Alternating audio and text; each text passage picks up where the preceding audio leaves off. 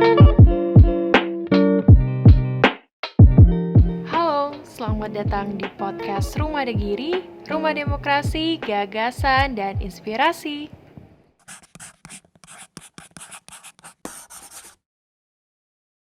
Halo, selamat datang lagi di podcast Rumah Degiri bersama saya Sally Ivanka. Saat ini saya mendapatkan tamu spesial ya, yaitu Ibu Dr. Sri Untari yang merupakan Ketua fraksi PDI Perjuangan, Sekretaris DPD Perjuangan, dan juga Ketua dari Kopmen SBW Malang. Ya, halo Ibu, apa kabar? Baik sekali, Mbak Celia, cantik. Ibu juga cantik sekali Terima hari kasih. ini. Di usia sekarang saya masih dipuji cantik. Iya dong. Soalnya energik Bu, ceria. Aura dari Ibu itu membuat saya tenang hari ini. Semangat gitu ya. Alhamdulillah. Saya bawa air tadi. Oh iya. Ibu udah berapa kali nih ke Banyuwangi, Bu? Kali keberapa ya ini ya? Ke 100 berapa ya? Udah sering Pak berarti? Dur, sering sekali. Sering sekali. Melihat perkembangan Banyuwangi saat ini, bagaimana kesan Ibu? Banyuwangi itu kalau saya sering diajak bicara tentang Banyuwangi, saya melihatnya adalah the sunrise from east begitu, from East Java ya. Jadi matahari yang terbit dari Jawa Timur, Jawa sebelah timur. Tidak hanya Jawa Timur tapi juga Jawa sebelah timur karena geliatnya luar biasa ketika dipimpin oleh kader PDI Perjuangan Pak Anas, Bupati Banyuwangi, dan sekarang dilanjutkan oleh Mbak Ibu. Saya kira apa yang sudah dibangun Pak Anas itu dengan inovasi dan kreativitasnya yang sudah tidak diragukan lagi, itu membuat Banyuwangi yang dulu amit ya, ini bahasa Jawanya amit, dibilang orang udik begitu, tempatnya para santet gitu, santeter lah, santetis itu sekarang orang sudah tidak melihat lagi itu.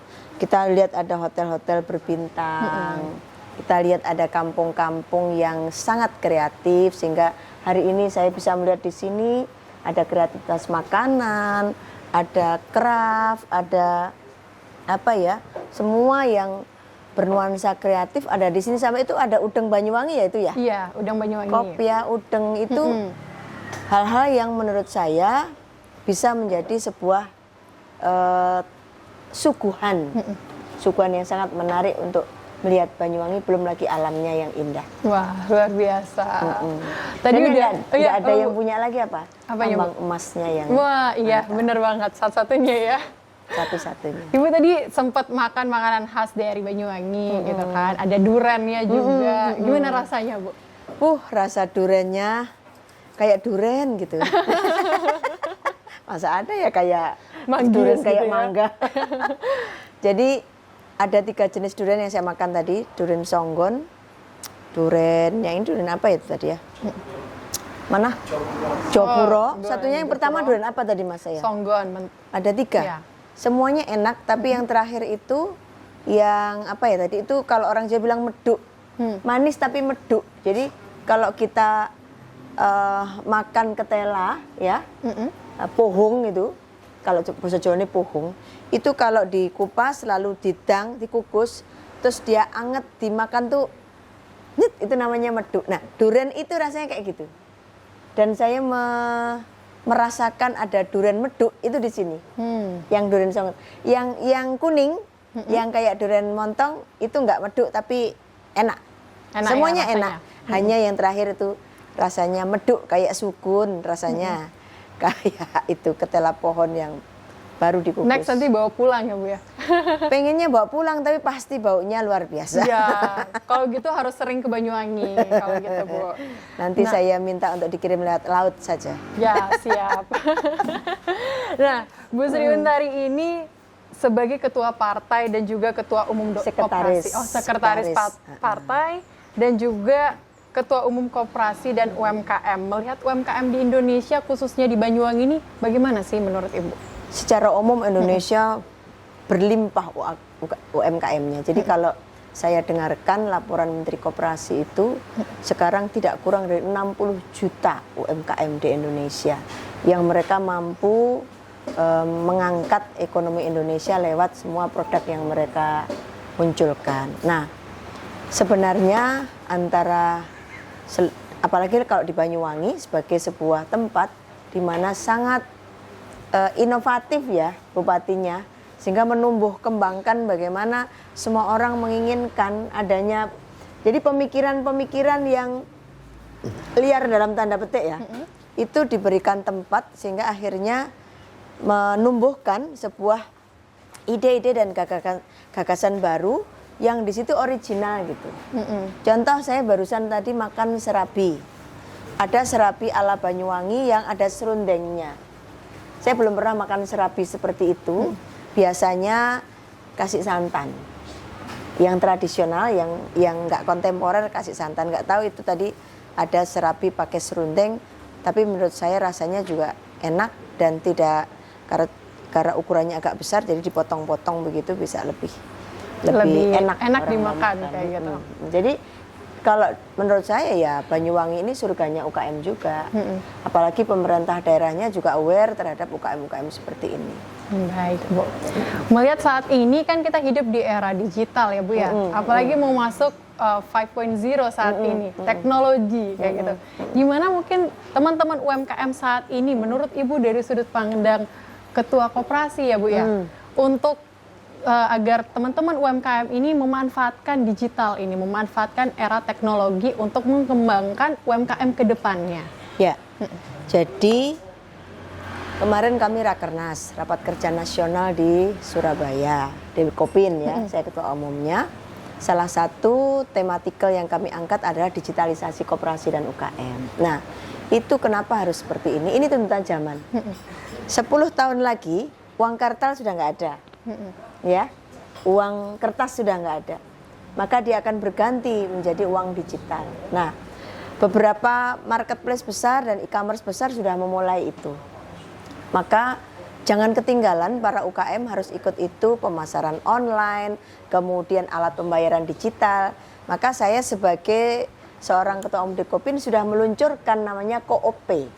KOP. Jadi pembayaran payment gateway yang itu untuk kepentingan para koperasi dan UKM. Wah. Nah, UKM-UKM ini kalau berdasarkan pemikiran saya sebaiknya berkembang dalam wadah koperasi.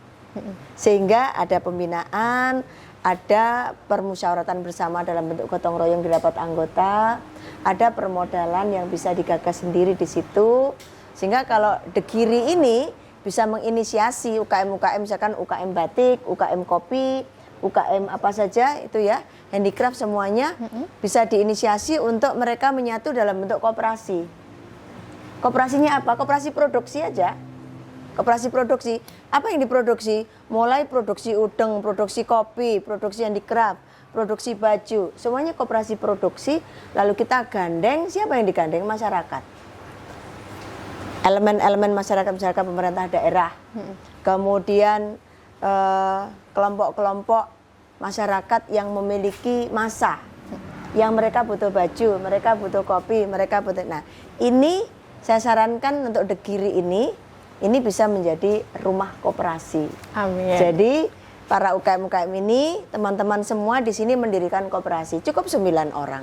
Nah, UKM-UKM dalam binaannya itu menjadi binaan koperasi. Karena Mas Soni itu selaku anggota DPR Komisi 6, di LPDP itu ada duit 1 triliun yang tidak bisa langsung ke UKM, tapi UKM-nya harus berkooperasi.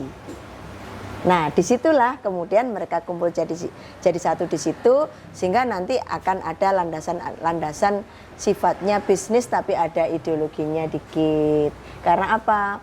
Kalau kita tidak ngerem perkembangan UKM ini dengan memberikan semacam arahan, maka ini juga akan muncul menjadi orang kaya baru yang di dalam kekayaannya tidak ada yang ngatur untuk share. Tapi kalau menjadi anggota koperasi, semuanya tadi dihimpun dalam koperasi, 50% dikembalikan lagi pada anggota, permodalan didapat, nggak perlu bingung terhadap permodalan, tapi sudah bisa ngumpulin permodalan sendiri. Nah, bikin koperasi produksi boleh membuka unit simpan pinjam. Unit simpan pinjamnya itu untuk memodali para UKM-UKM kita. Jadi akhirnya dari semua iuran iuran pokok, iuran wajib, itu akan muncul permodalan. Di koperasi saya itu dengan 9.000 orang, itu kami tidak punya hutang ke bank. Berarti lebih memodalkan Dari diri sendiri, UMKM dari sendiri. semua. Artinya 111 miliar aset kami dalam bentuk uang dan barang-barang, itu semuanya dari kita sendiri. Dulu pada saat belum kuat juga ada perbankan, ada pihak ketiga. Sekarang semuanya dari anggota. Nah, saya kira ini kan binaannya banyak. Iya. Ya, jadi adik-adik semua di sini berkumpul jadi satu, mendirikan koperasi bersama para UKM-UKM. Nah, UKM ini dibina oleh koperasi ini. Nanti bagaimana ke depan dan ininya, saya punya tim, kalau misalkan mau belajar ke Malang silahkan. Siap. Atau nanti timnya dibawa ke sini beberapa hari gitu untuk memberikan melatih. konsultasi. Ya, benar. Ini sudah bisa dipakai untuk sekaligus kantor koperasi. Berarti saat Koperasi ini The Giri, ya, koperasi produksi namanya The Giri. Wah, luar biasa ya Bu ya. Keren. Itulah nanti insya Allah kalau itu diseriusi ini bisa besar. Dan akhirnya itu akan sejahtera bersama-sama. Nanti The Giri punya, kan tadi produksi kan, maka memproduksi kambing, dijual, memproduksi udang, dijual, memproduksi kopi, dijual. Akhirnya ini akan menjadi satu kesatuan besar di dalam sebuah wadah koperasi The Giri. Nah, modalnya kalau dari anggota belum cukup, bisa dari pihak luar, kerjasama dengan perbankan atau LPDP tadi, karena LPDP memberikan bantuan untuk koperasi dengan bunga yang sangat murah, cuma 3%. Berarti ini koperasi ini adalah manfaat yang harus kita gunakan ya Bu ya, sebagai Wadah yang harus digunakan untuk membina para UKM. Ya, jadi bikin koperasi yang keren gitu. Saya suka ini. Ini desainnya sederhana, tetapi memberikan nuansa bahwa koperasi itu tidak jadul. Apalagi kalau pengurusnya kalian-kalian semua orang-orang muda, kita hapus pesan bahwa koperasi itu di old gitu. Wong tuwek-tuwek. Aku yang koperasi kalau si enom dewi. Bayangin. Nah, kalau saya berada di antara Mbak Celia dan semuanya di sini, kan saya jadi ibunya. Di tengah-tengah teman-teman gerakan koperasi yang sudah lama, saya itu masih dianggap muda gitu. Ya, saya senang suka-suka aja dianggap muda. Jiwanya muda ya. Ya, karena sebenarnya yang tua itu cuma raga. Iya, benar. Umur aja ya Bu ya. Raga, bukan Raga. umur. Oh iya benar. Ya, raga. Ya, raga itu bisa tua pada waktu muda. Kenapa? Karena terlalu dieksploitasi. Untuk apa? Misalkan tidur malam yang nggak pernah berhenti, lalu asupan makanannya kurang baik. Akhirnya sebentar lagi kena ginjal, kena jantung, kena ini. Itu raga tua sudah. Saya alhamdulillah sampai sekarang nggak punya penyakit apa-apa karena rajin ya olahraga dikit-dikit, minum vitamin. Yang penting ini juga nih, ini Fras. sama ini. Fras ya, otaknya fras. Jadi namanya kesulitan tuh selalu datang. Tapi jangan dianggap bahwa itu adalah kesulitan. Anggaplah itu tantangan kehidupan. Ya, luar biasa. Maka kita kemudian dan melihatnya, jangan kita gini, ini ada masalah, lalu masalahnya ditaruh di sini. Ya udah, kita nggak bisa ngelihat masalahnya. Masalahnya taruh di sini. Oh, kamu ya masalah. Apa sih mulainya? Kita bisa ngelihat. Taruh sini, taruh sini, taruh sini. Jadi kita harus ada di atas masalah begini. Nah, kalau masalah di atas kita nggak bisa ngelihat bagaimana memulai memecahkan masalah. Maka jangan pernah anggap kesulitan itu sebagai sebuah hambatan. Aduh, hambatan saya besar sekali, saya nggak bisa menyelesaikan. Ya karena di sininya sudah ngomong nggak bisa. Di dalam struktur tubuh kita ini sesuai dengan hukum alamnya, begitu kita perintah aku nggak iso, iki langsung kabeh muni nggak iso. Saya dalam kerjaan yang saya begitu banyak, saya nggak pernah mengatakan gak iso. Tapi saya gini, Bisa. ini jam segini saya masih di sini, besok saya harus di Banyuwangi jam sekian, aku turu jam piro ya? Saya tahu sendiri, oke, besok pagi jam sekian saya harus berangkat ke Banyuwangi, karena jam 2 saya harus masuk Banyuwangi. Alhamdulillah, kemarin malam masih di Surabaya, pertemuan kepala-kepala daerah dengan Pak Astawardoyo, pagi tadi, sekarang udah nyampe di sini. Di Banyuwangi. Dalam sebulan, itu pernah dicek rute perjalanan saya, hampir ada 325 titik tempat dalam sebulan. Karena sehari itu bisa berpindah antara 7 sampai 10 titik setiap hari. Jangan-jangan punya saya. sayapnya adalah hati yang selalu Hati yang- gembira. Uh-uh. Ketemu siapa saja saya nggak mau marah-marah. Buat apa? Happy gitu ya. Kita bikin happy karena itu tadi, masalah itu jangan dianggap masalah, kita anggap tantangan. Kalau kita anggap tantangan, gimana caranya aku bisa menyelesaikan itu ya? Wah. Begitu. Kalau sudah begitu, akhirnya kita nggak gini, aduh masalah tuh akhirnya Capek. udah jadinya. kena masalah tuh akhirnya capek deh. Jadi Maka saya males gitu, bad mood gitu ya. males, bad mood, mau bangun tidur susah. Yang pertama menghindari itu semua. Kalau ini resep saya ya. Iya. Satu, saya selalu bersyukur apa saja yang ada di depan saya syukuri. Alhamdulillah, aku sih diberi hidup sama Tuhan. Mau tidur sampai bangun tidur saya pasti begitu. Subhanallah, walhamdulillah, wala ilaha illallah, Allahu akbar. Wes, saya bersyukur ya. Setelah itu saya senam mata. Jadi ada rambut, senam ini rambut seret duduk itu. Setelah itu mata saya belok gini ke sana ke sini diputar-putar gini. Setelah itu lidah ya. Terus telinga. Lalu ini. Lalu perut. Nah, itu baru kemudian saya ke kamar mandi. Setelah dari kamar mandi saya olahraga karena pundak kebetulan sedang sakit ya. Saya gini-ginikan. Nah, alhamdulillah ini kena minyak bikinan saudara-saudara kita dari Bali.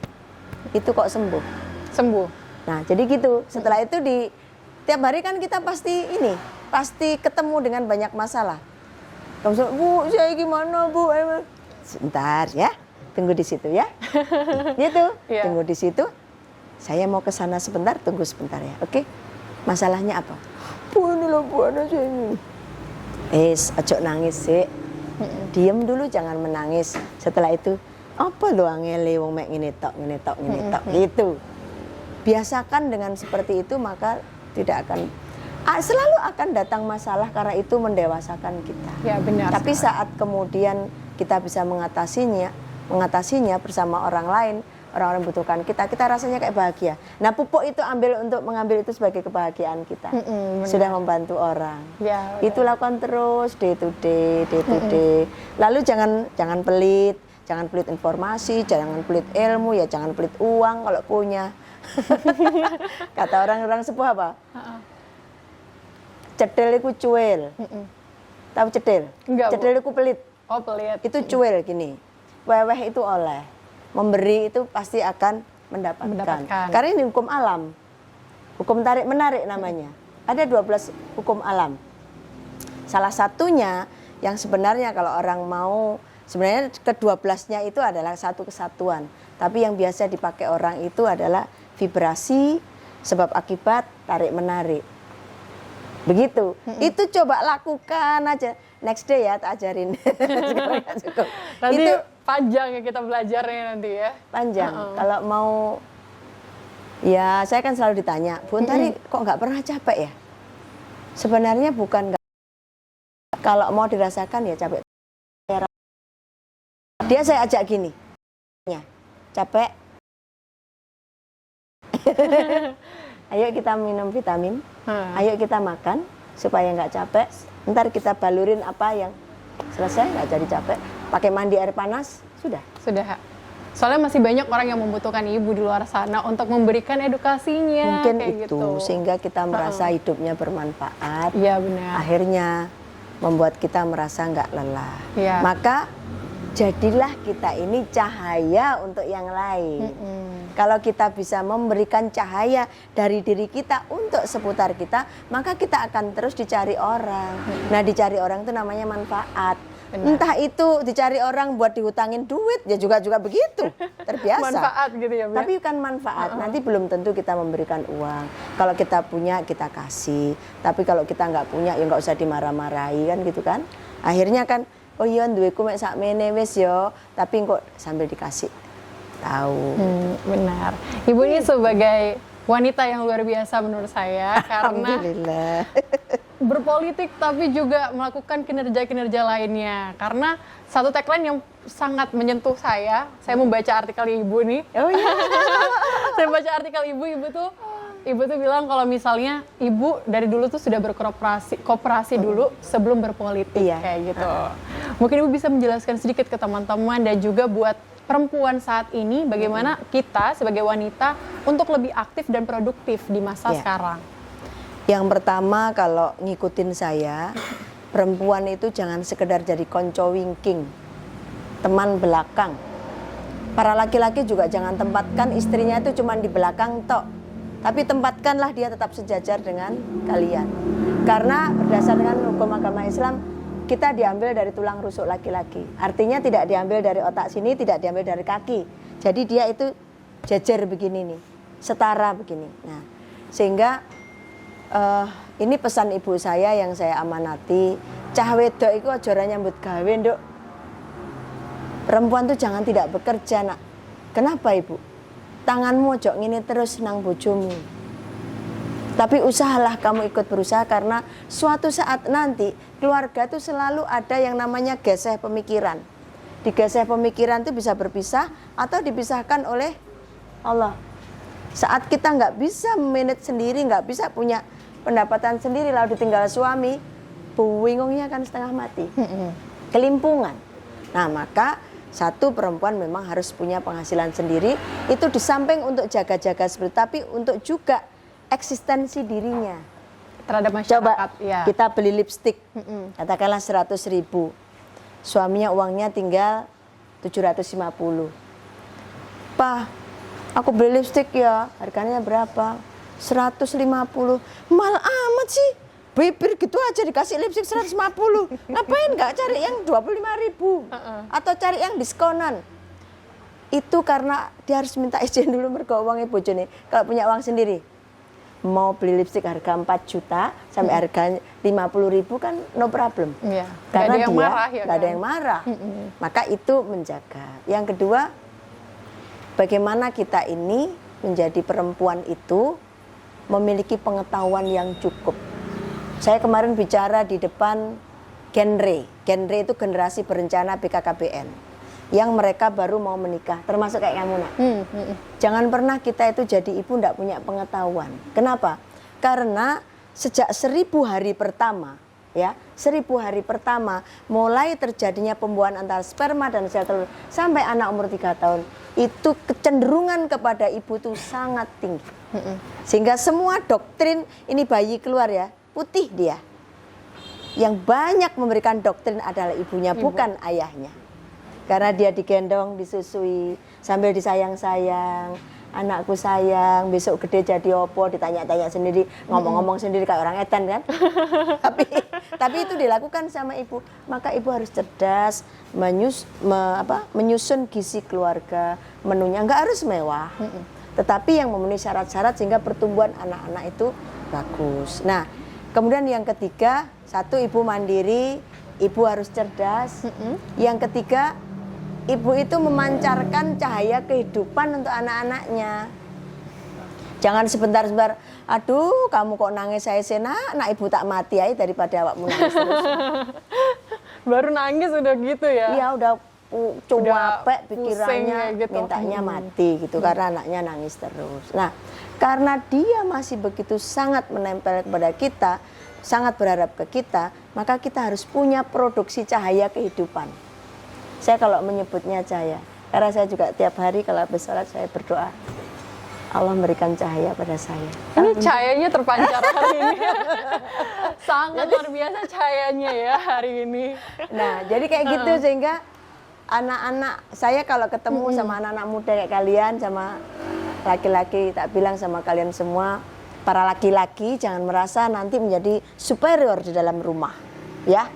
Karena kalian mesti bergerak bersama-sama begini.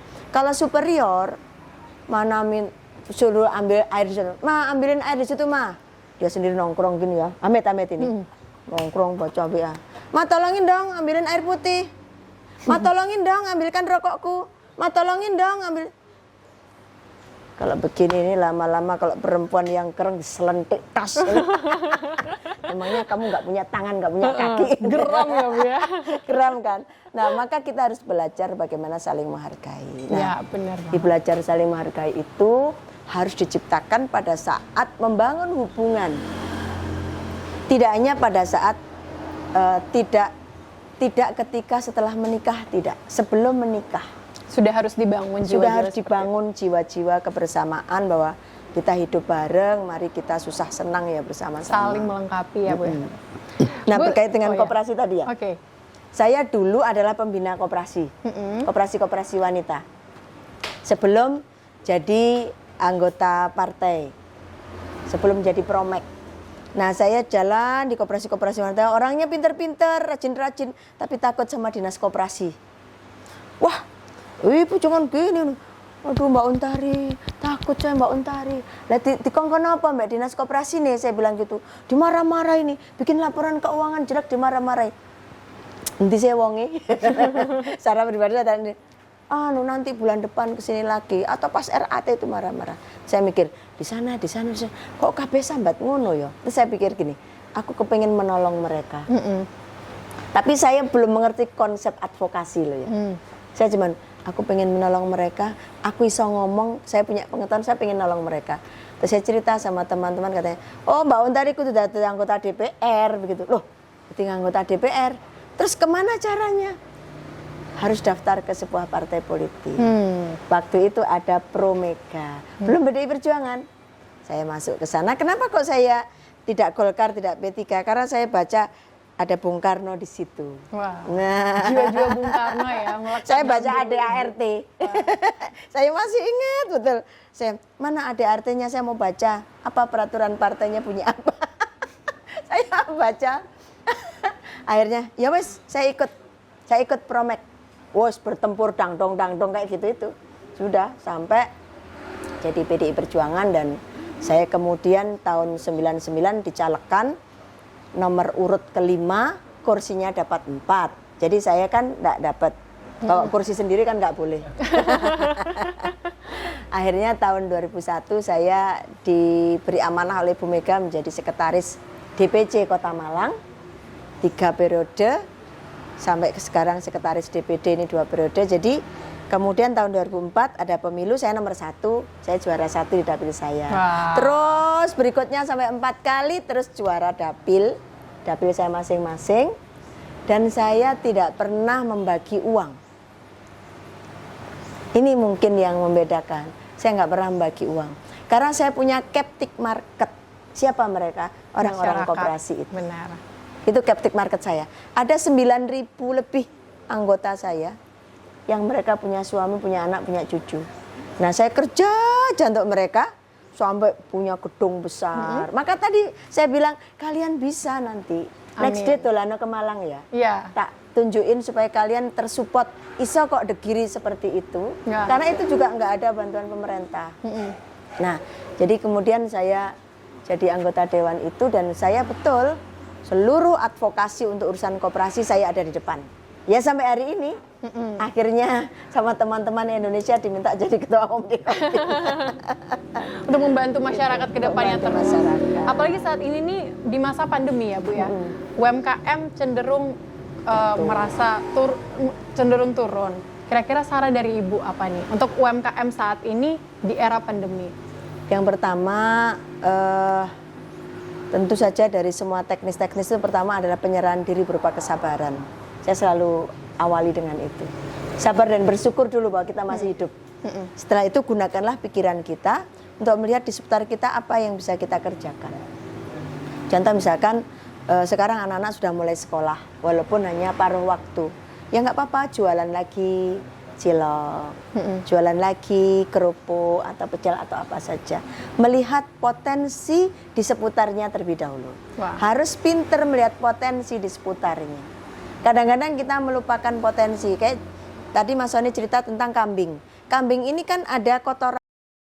Secara ilmu kedokteran hewan, kotoran kambing ini bisa dijadikan pupuk. Nah kalau misalkan rajin kan dikumpulin, dimasukkan dalam pupuk, kan udah jadi duit. Ya benar. Kalau dia Memanfaatkan hidup di antara para peternak kambing. Jadi memanfaatkan ya kan? hal yang memanfaatkan ada. potensi di Potensi sekelilingnya yang ada untuk dijadikan alat kehidupan, dijadikan sarana untuk hidup. Inovasi ya berarti Bu ya. Pikirannya enggak boleh berhenti, Ya. inovatif. Inovatif. 1, dia punya diferensiasi. 2, dia inovatif dan kreatif. Yang ketiga, dia konsisten untuk mempertahankan apa yang sudah dia jejakkan sebagai sebuah identitasnya dia. Contoh misalkan bikin yang tadi itu, apa ini namanya, serabi. Nggak tahu itu namanya serabi apa, silahkan dikasih nama, serabi ini ukurannya sekian, dia yang punya trademark. Nah ini kemudian kalau dalam konteks melindungi bagaimana temuan-temuan kita, maka dihakikan hak atas kekayaan intelektual, didaftarkan haki, sehingga kalau ada orang mau niru itu, Indonesia ini kan masih suka niru terus, memang ATM, jadi amati, tiru, modifikasi. ATM masih. Nah, sekarang tidak boleh cuman itu, harus ada kreativitas. Contohnya menjual serabi pakai online, bagaimana serabi ini bisa sampai ke Jawa, misalkan ke Jawa Tengah, tapi dengan tetap dikemas dengan baik. Wah. Seperti semanggi yang di Surabaya. Itu lo bisa dalam bentuk semanggi kering, sehingga orang bisa makan semanggi. Bisa dimanapun, kapanpun gitu. Itu ya, Bu, contoh-contoh ya. Saya lihat semuanya yang disuguhkan hari ini sederhana, menarik, enak.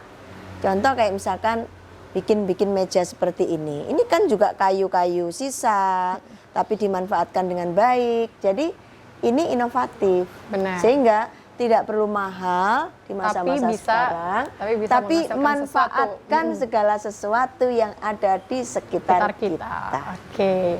Terakhir nih Bu, saran untuk Rumah De Giri. Kami sebagai rumah aspirasinya Pak Sony dan relawannya Pak Sony di sini, sehingga kedepannya kami bisa menampung aspirasi masyarakat, membantu masyarakat khususnya di UMKM gitu ya. Saran buat kita apa nih Bu? Tadi itu saran saya, De Giri jadikanlah wadah. Wadah untuk UMKM, bentuknya koperasi. Pak Sony ini Komisi 6. Kementerian Koperasi adalah mitranya. Maka kalau De Giri ini bisa jadi koperasi, seluruh produk-produk dari UMKM tadi itu masuk di koperasi dan dia bisa memberikan pemasarannya, permodalannya dan sebagainya. Insya Allah kalau menurut saya ini udah start yang luar biasa.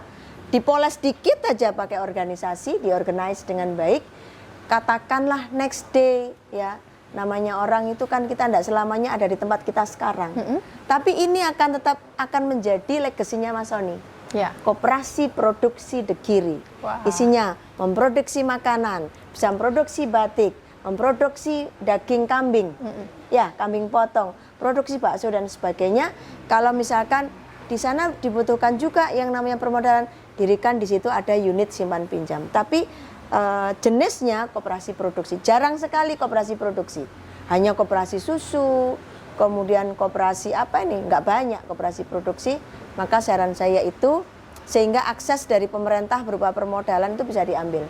Ya. Tanpa mengatakan karena Pak Sony.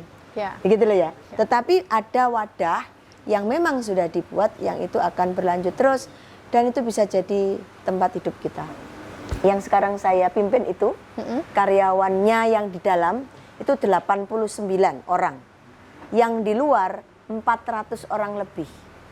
Jadi dalam sebulan saya memberikan upah kepada hampir 500 orang. Itu dari koperasi. Belum yang lainnya ya Bu ya. Artinya koperasi gitu loh ya. Wadah. Sehingga dari sekian orang karyawan itu hampir semuanya sudah punya rumah. Karena pasti saya arahkan. Kan ada pinjaman untuk karyawan. Mau dipakai untuk apa? Ibu mau beli sepeda motor. Kayaknya kamu sudah punya sepeda motor. Saya tanya gitu. Iya Bu, tapi ini perlu tambah satu. Tapi sudah punya rumah belum? Belum punya Bu. Sebaiknya kalau menurut Ibu kamu jangan beli sepeda motor, tapi belilah rumah. Nanti kita hitungkan. Gitu Mbak. Jadi alhamdulillah kalau ada wadah ya, mensejahterakan.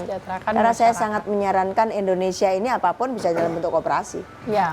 Karena itu salah satunya membangun kesejahteraannya adalah dengan SHU-nya dikembalikan lagi ke seluruh anggota. Iya, benar sekali. Itu saran saya untuk De Giri ya. Luar biasa sekali saran dari Dr. Sri Untari untuk kita semua, khususnya Rumah De Giri di sini dan untuk masyarakat, khususnya UMKM yang saat ini terdampak pandemi juga.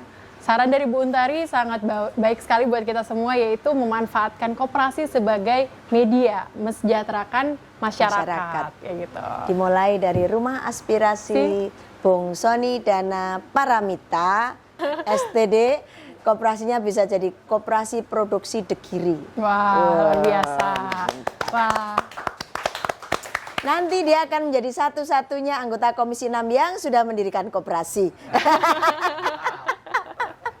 Wah, terima kasih sekali Dr. Sri Untari sudah menemani saya pada hari ini di podcast Terima kasih, Rumah Mbak Degiri. Celia. Sudah memberikan edukasi yang luar biasa untuk kami juga Rumah Degiri dan juga masyarakat yang UMKM saat ini, ya gitu. Next kita ketemu lagi ya Oke. Ibu ya. Tak terasa udah 20 menit lamanya kita ngobrol dari Tak kerasa, tadi. ya.